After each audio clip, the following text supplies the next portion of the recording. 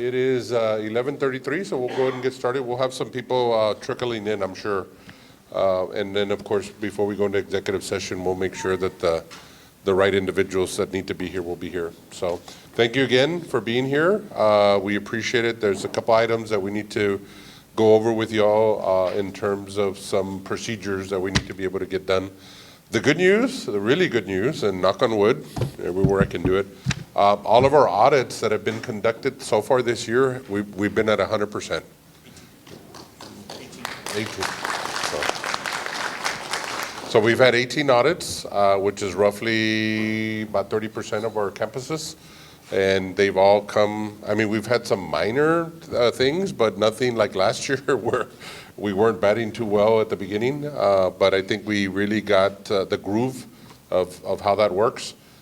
In addition, if you recall, this year we started the school year with all of our interior doors locked, which is a big deal, right? So that has also been very successful for us. And let me tell you, we had some resistance. Some of the campuses were reluctant to implement that policy. And now that you talk to them a couple of months later, they're like, it was the best decision we could have made, right? So a lot of times when you change things, people get uncomfortable with that, but it is a necessary change.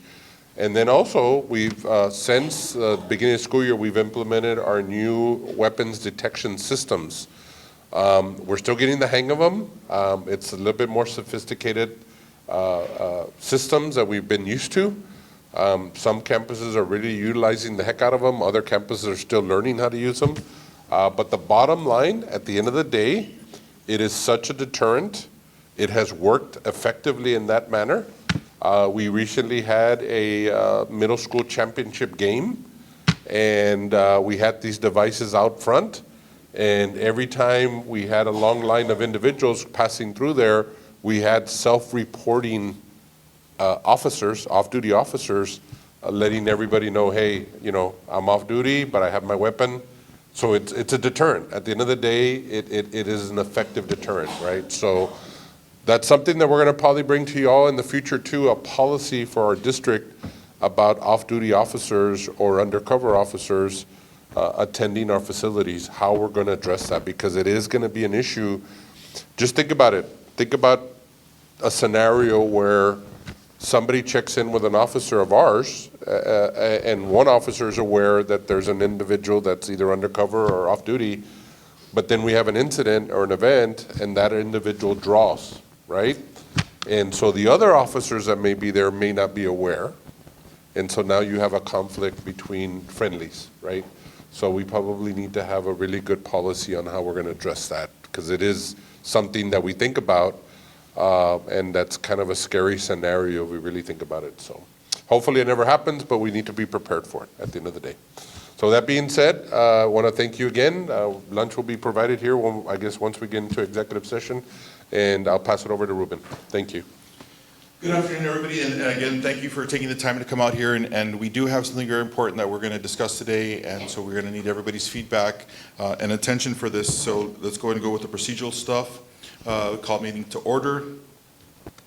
Who is on the committee? So as practicable, one representative from the emergency management or the district's county or city, one representative from local police department or sheriff's office, one representative from the district police department, if applicable, and board president, a board member other than the president, the superintendent, one or more designees of the superintendent who must be a classroom teacher, and the district partners with an open enrollment charter school. Roll call. Roll call will be, the record note that the roll call for this meeting will be conducted via the sign-in sheet, so please make sure that you did sign in.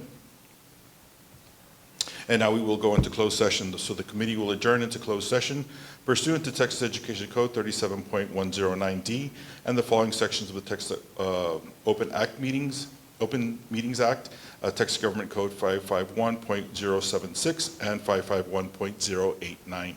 So we'll go into closed session. We're going to go ahead and turn off our mics, and the time for closed session is 11:38.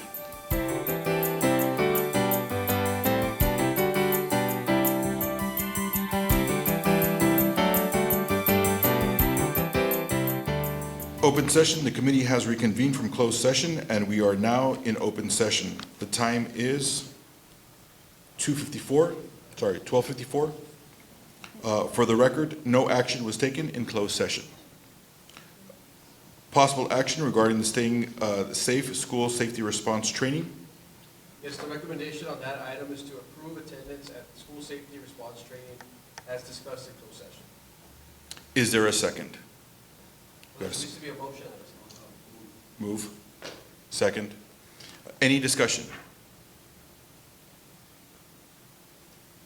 Okay, no discussion. All in favor?